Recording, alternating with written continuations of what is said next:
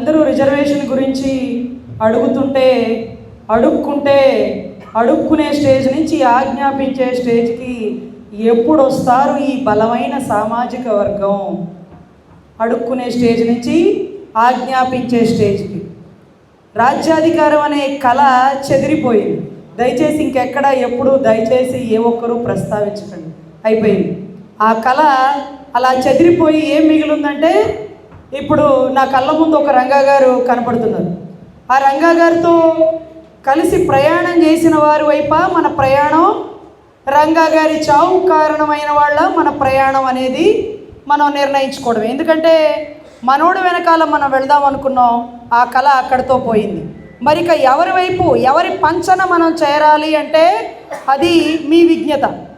ఎవరి పంచన అంటే అయితే అటు లేకపోతే ఇటు, ఎటో కట్టు ఉండాలి కదా, ఎటో కట్టు. ఎందుకంటే ఎదగాలి కదా కులం. ఇవాళ కాకపోతే రేపైనా డొక్కలు ఎండిపోతున్నాయి.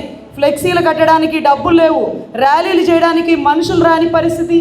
ఈరోజు రిజర్వేషన్ గురించి మీటింగ్ పెడితే ఎక్కడో గుంటూరు నుంచి 3 గంటల ప్రయాణం చేసి ఇక్కడికి వచ్చా. ఎందుకంటే ఆ రిజర్వేషన్ ఉండుంటే నా వయసు 35 దాటిన వాళ్ళు జడ్జ్ ఎగ్జామ్స్కి రాయడానికి ఎలిజిబిలిటీ లేదన్నారు.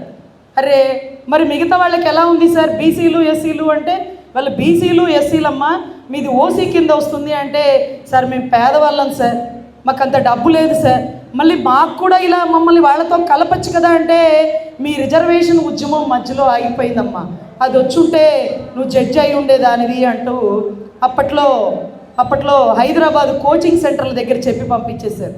అప్పుడు అనిపించింది, ఆ ఆగిపోయిన ఉద్యమాన్ని మనం ముందుకు తీసుకువెళ్ళకూడదా? మనలాంటి ఎంతోమంది ఆడబిడ్డలకు, మగబిడ్డలకు, మన కులపోళ్ళకి ఒక ఆయుధంలాగా ఉంటుంది కదా అని ఎప్పుడో చదువుకునేటప్పుడు అనుకున్నానండి. అంటే మీరు అనుకుంటారు, ఇలా 10 మంది ఒక స్టేజ్ మీద కూర్చోబెట్టేసి రిజర్వేషన్ గురించి పోరాడేద్దామా అంటే, పోరాడిన మహానుభావుణ్ణి కాపు ద్రోహిగా చిత్రీకరించింది ప్రత్యేక బృందం. మళ్ళీ ఇంకెవరు పోరాడగలరు? నేను అనుకుంటున్నాను, మొన్నటి రోజు ఆయన హాస్పిటల్లో అడ్మిట్ అయినప్పుడు ముద్రగడ పద్మనాభం గారు కన్నీటి పర్యంతమై పరిగెట్టుకుంటూ వెళ్ళిపోయా. ఆయన బతికి బయటకు వస్తే ఈ ఉద్యమాన్ని మళ్ళీ ఆయనతోనే బిగించేసి, ఆయనతోనే పూర్తి చేసి, కాపుకి చెరగని చరిత్రలో ఆయన పేరు చిరస్థాయిగా లిఖించేలాగా ఉండాలి. అయ్యా ఇది మీరే పూనుకోవాలి, మీ వల్ల కాకపోతే ఇంకెవ్వరి వల్ల కాదు, మేము నిమిత్త మాత్రులం. అంత గొప్ప రైలు రోకోలు వేసినప్పుడు, నిరాహార దీక్ష చేసినప్పుడు, కిర్లంపూడి, రాజమండ్రి పరిసర ప్రాంతాల జనాలను చూసి అప్పుడు 2 కులాలు, 2 ప్రభుత్వాలు గజగజలాడిపోయింది. అమ్మో కాపులు తలుచుకుంటే ఏమైనా చేసేస్తారు, దాని గురించి ఆలోచించండి అని. హైదరాబాదులో ఉన్నటువంటి ఫిలిం ఇండస్ట్రీ మొత్తం వచ్చేసారు. దాసరి నారాయణరావు గారు గర్జించారు, నా జాతి మీద దాడి చేస్తారా? నా జాతి మీద మీరిచ్చిన మాటే కదా రిజర్వేషన్ ఇస్తానని అని గర్జించారు. అంతటి గర్జన గల్ల మళ్ళీ గొంతు నేను చూడలేదు. అలా గర్జించారు. ఒకసారి కందుకూరు ఘటన జరిగినప్పుడు దాసరి రాము గారు వచ్చేసినాయి బెనిఫిట్స్, కులాలకు అతీతంగా, పార్టీలకు అతీతంగా వచ్చేసినాయి. మళ్ళీ అనిపించింది, కులంలో ఒక గర్జించే నాయకుడు, పార్టీలకు అతీతంగా నా జాతి బాగుపడాలి, నా కుటుంబం ముందుకెళ్ళాలి అని ఏ ఒక్కరు అనుకుంటారో ఆ మహానుభావుడికి జీవితాంతం మనం రుణపడి ఉంటాం. ఈరోజు కూడా దామోదర సంజీవయ్య గారిని మనం ఎందుకు తలుచుకుంటున్నాం? పోతూ మన మీద జాలి చూపించారు, మన వైపు తిరిగి చూశారు, మనం ఎదగాలి అని కోరుకున్నాడు.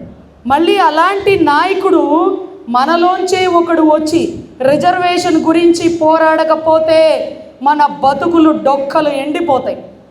ఈరోజు వ్యాపారాల్లో వాళ్ళే, విద్యా సంస్థల్లో వాళ్ళే, ప్రతి చోట వాళ్ళే.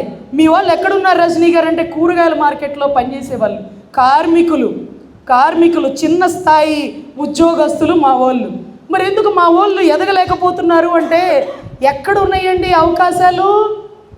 కమ్మ హాస్టల్స్, ఏసీ బ్లాకులు ఉన్నాయి, రెడ్డి హాస్టల్స్ ఉన్నాయి, ఎస్సీ బీసీ హాస్టల్స్ కూడా ఉన్నాయండి, ప్రభుత్వం కల్పించింది. మా దరిద్రం ఏంటంటే, అటన్నా పుట్టినా బాగుండు, ఇటన్నా పుట్టినా బాగుండు. కాపు హాస్టల్స్ పెట్టాలంటే కాపుల్లో మహోన్నత వ్యక్తులు చందాలు వేస్తే కానీ మా బతుకులకి ఉద్యోగాలు, చదువులు రాని పరిస్థితి. అలా ఒకడేసిన చందా ఎందుకు, ఒకడేసిన ముష్టి మాకెందుకు? మా హక్కును మాకు కల్పించండి, దామాషా పద్ధతి ప్రకారమే కల్పించండి. మేము ఎంతమంది ఉంటే దాని ప్రకారమే ఇవ్వండి అయ్యా అంటే మేము అడగట్లేదనా? మా వెనకాల అడిగే నాయకుడు లేడనా?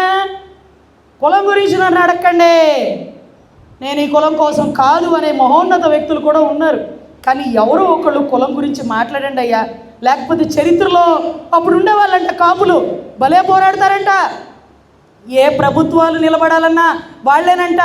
ఏరి వాళ్ళు మార్కెట్లో ఉన్నారండి, కూరగాయల మార్కెట్లో ఉన్నారండి, కార్మికుల దగ్గర ఉన్నారండి, వస్తారండి, మీటింగ్ టైంకి వస్తారండి అనే పరిస్థితికి రాకుండా ఇలాంటి వేదికలలో, చట్టసభలలో, పార్లమెంట్లో, గొప్ప గొప్ప స్థాయిల్లో, వ్యాపారాల్లో మా వాళ్ళు ఉండాలని స్వార్థంగా